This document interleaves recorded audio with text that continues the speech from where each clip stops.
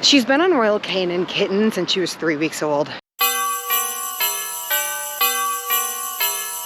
Hello and good morning. Welcome to December Dailies. My name is Melissa. This is my crazy kitty child, Mila. Today's day 14 of our daily vlogs, and we are in the middle of a game of coil chase, currently hanging out, admiring the koi boys. All right, so today we have a lot of assorted tasks to get done. I need to clean our living room space, and the Mila is totally out of wet food and nearly out of dry food, so we have to go to the pet store and get that.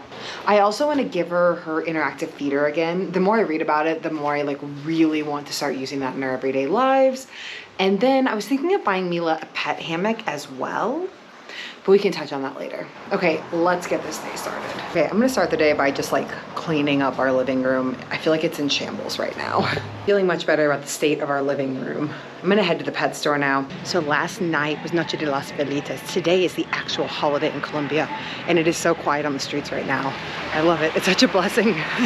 So I buy Mila's wet food monthly. She eats about half a can every day. I would give her a full can, but she never eats all of it, so I figured let's not waste, right?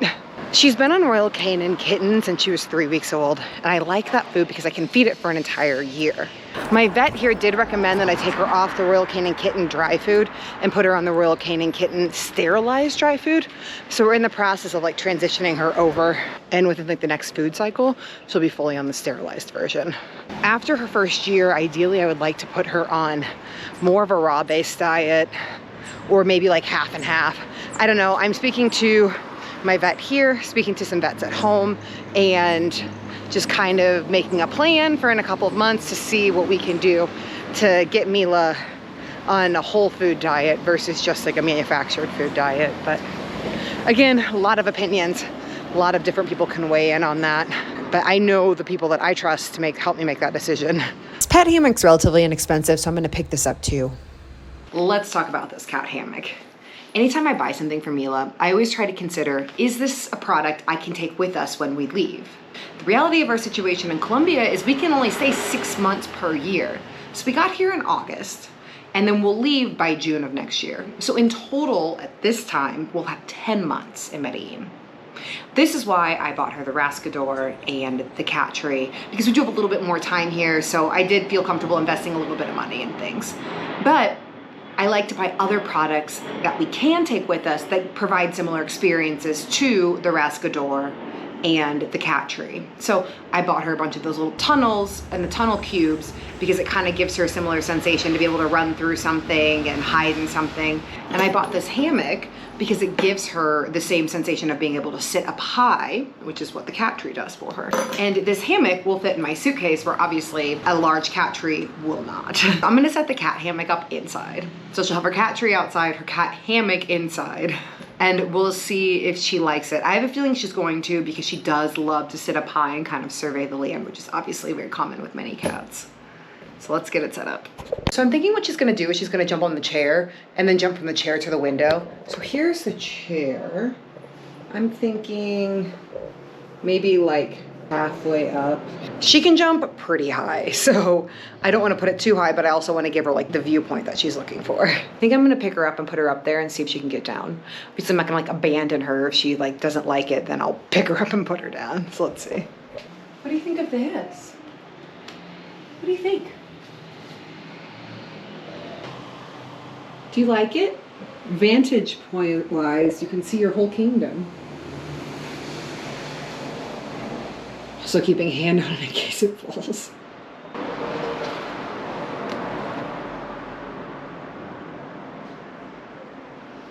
Just having to think on it.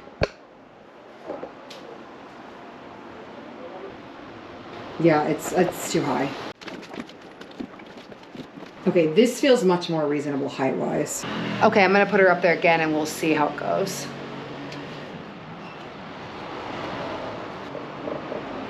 Oh, okay. Okay. We'll keep it at this height, yeah.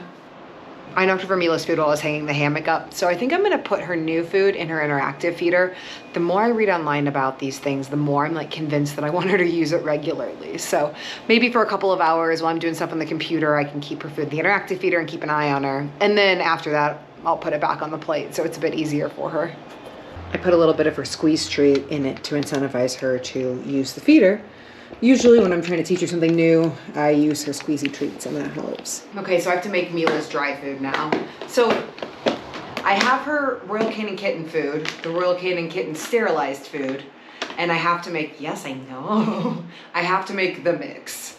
So as many of you probably already know, when you transition your cat or animal to new food, you do it in quarters, right? So for example, like the first time I introduced the sterilized food to her, she had a 1/4 cup of this food for 3/4 cup of her old kitten food. So you do like 3/4 cup of her old food, a 1/4 cup of the new food, and then half and half, and then 3/4 of the new, 1/4 of the old, and then you transition them all the way out into the new food. So right now we're at like more of this and less of the old food.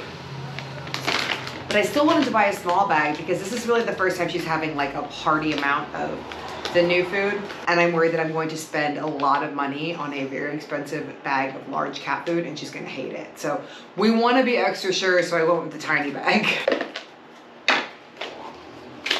So to make this easy, and she's still got a little bit of the half and half left, but I'm not super bothered by it. I'm gonna go, oh boy, a cup of her new food, and then a 1/4 cup of old food.